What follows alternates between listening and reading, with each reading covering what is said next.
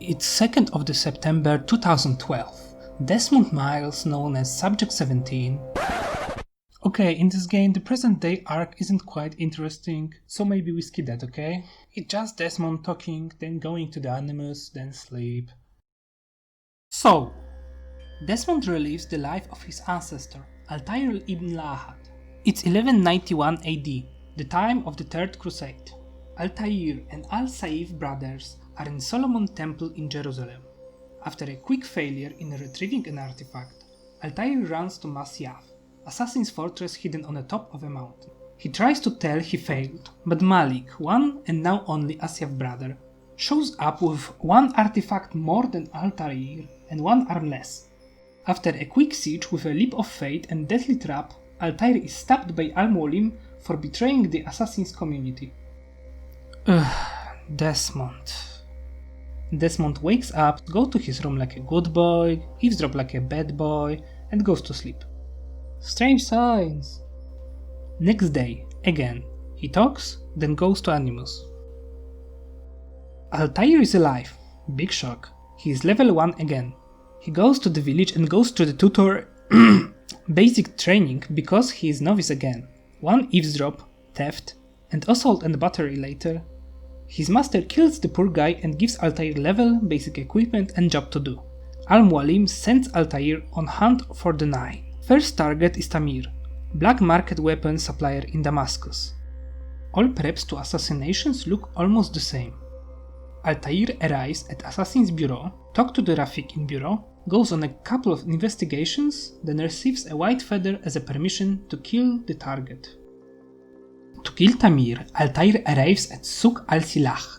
He shows up just in time to overhear a conversation between Tamir and the merchant. As a result of, Tamir kills the merchant. Soon after, Altair assassinates him. Before he dies, Tamir speaks to Altair in the memory corridor, revealing to Altair that he is part of some mysterious brotherhood too. Confused, Altair soaks the feather in Tamir's blood, and after a quick visit in Bureau, he returns to Al-Mualim to give him a report. Oh no, Desmond is pulled from Animus to have some rest. Quick! Small talk, sleep, strange symbols, small talk about how Abstergo helps people and go back to Animus. Perfect. Back to Altair. Al-Mualim is pleased, so he gives Altair rank. He always does that at each subsequent visit.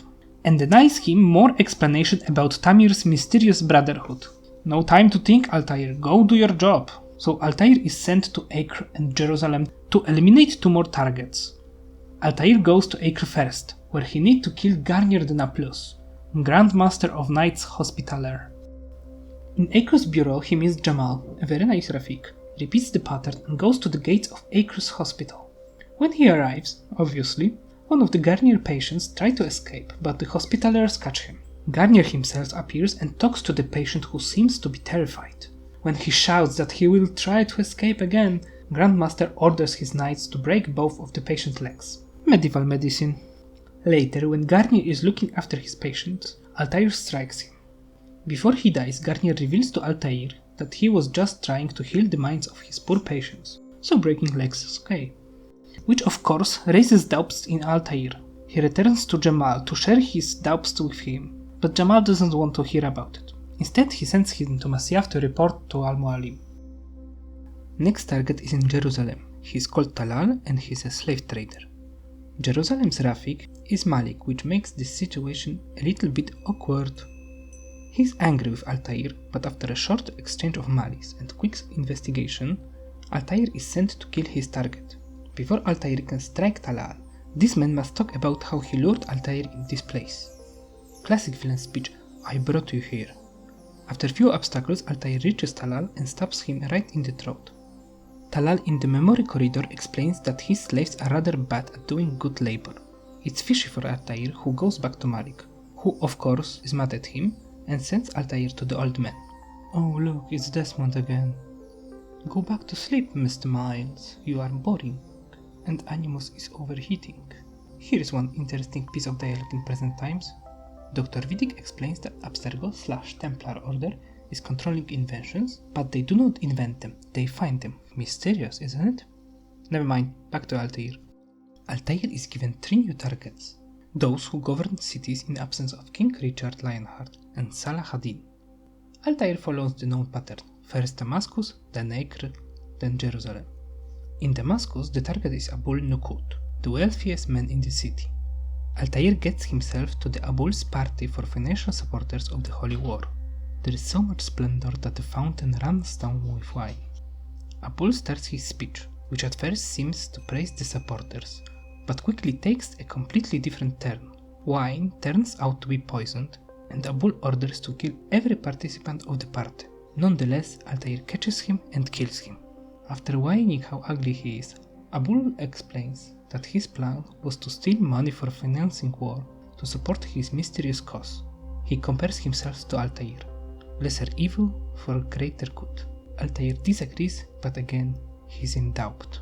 Altair goes back to Al-Mualim. He shares with Master his doubts, but Al-Mualim is like, you will know it later, go back to killing.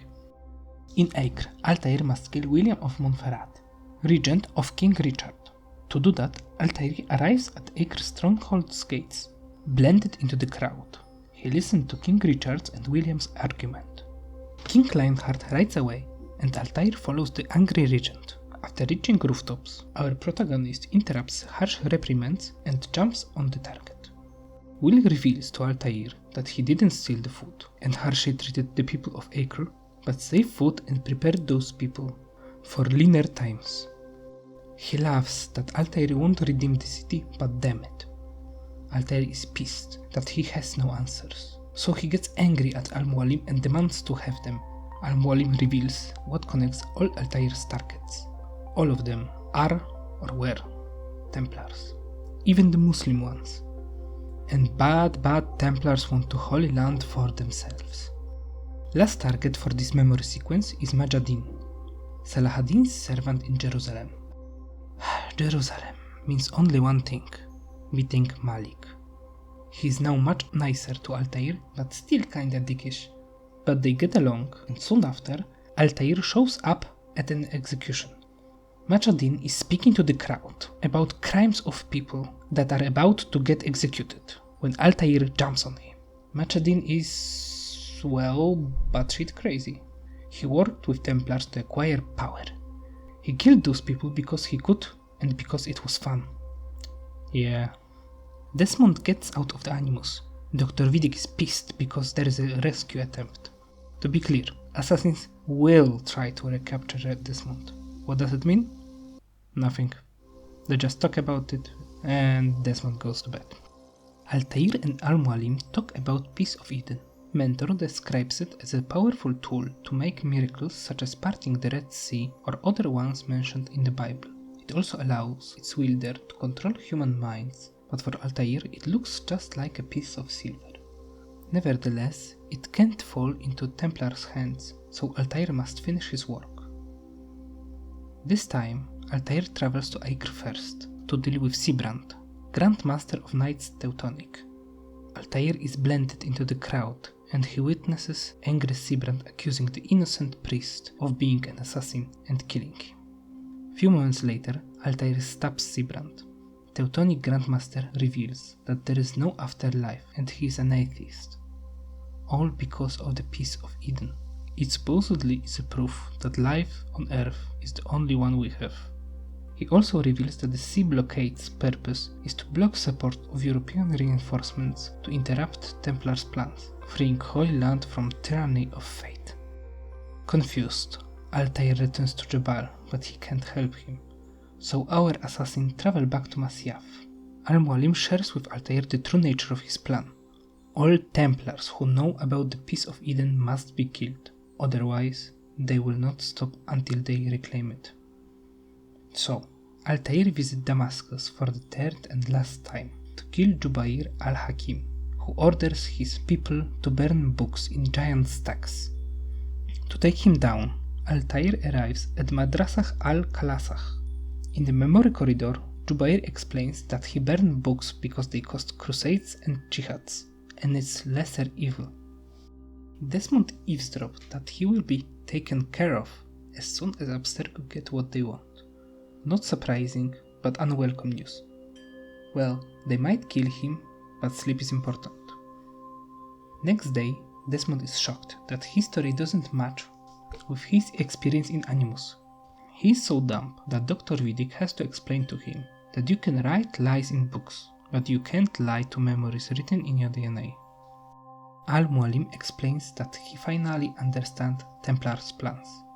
Right on time, isn't it? Templars want peace through control.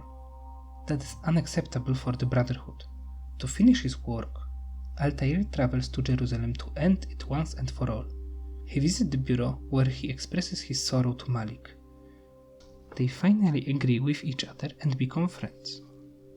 With his conscience calmed, Altair arrives at Madj's funeral, where his final target, Robert de Sable, is supposed to be. His presence is revealed, and after a short sword fight, he is able to defeat Master Templar. But what sorcery is this? This is not Robert, it's some woman, in armor. Preposterous. Maria Thorpe, because that's her name, unravels Robert's plan. He wants to use Crusaders and Saracens armies to defeat assassins. They share the common cause, thanks to Altair, who killed important people on both sides. Altair decides to spare Maria and rushes to the bureau. He speaks with Malik about this dangerous situation and rushes to Arsuf to interrupt Robert's plans. Altair arrives at King Richard's camp. After a quick exchange of accusations, Richard orders a duel between Altair and Robert as a god's trial. Altair fights against Robert and his soldiers, but eventually he wins and stabs Robert's throat. Grandmaster Templar, on his deathbed, explains that Al-Mualim is his former associate. King Richard praises Altair's win, but it's not time for that. Another interruption? Oh yeah, there is a shooting. No, we don't see it. We can hear it some gunshots through the radio. Exciting, isn't it? Yeah, I thought so. All assassins that we never saw are dead. Oh no, I guess. Lucy reveals herself as a secret assassin's agent in Templar ranks, so maybe there is a hope for Desmond? Nah, Desmond needs to sleep, not to act. Final day, final memory to discover. Altair arrives at Masyaf. People act strange, like they are hypnotized. But look, there is a Malik with his guys. He tells about Robert's journal, where he described in great detail how Al-Mualim is a traitor of the Brotherhood. He must be destroyed. Quick plan. Altair is protagonist, so he goes to the final boss, and Malik needs to beat shit out of those poor people who lost their free will. Altair enters gardens and he's paralyzed by the magic powers of the apple. After boring conversation, Al-Mualim sends his slaves to fight with Altair, but he beats them. Then Al-Mualim stops him. Again, Mentor multiplies, but Altair beats all of them. Al-Mualim now can slice Altair's throat, but no, let's talk and fight then. Sword slashes and bam, stab wound. Al-Mualim of course explains he wanted to bring peace, but Altair doesn't buy this bullshit. He takes Piece of Eden with the intention to destroy it, but he doesn't want to. He sees a map of other artifacts. Desmond is no longer in use for Templars. He is ordered to kill, but Lucy stopped this, convincing Alan Rickon to not do that. And here's ends of this story. Desmond has eagle vision now, because why not? What does it all mean? If you wanna know, check my library for other videos. Wada.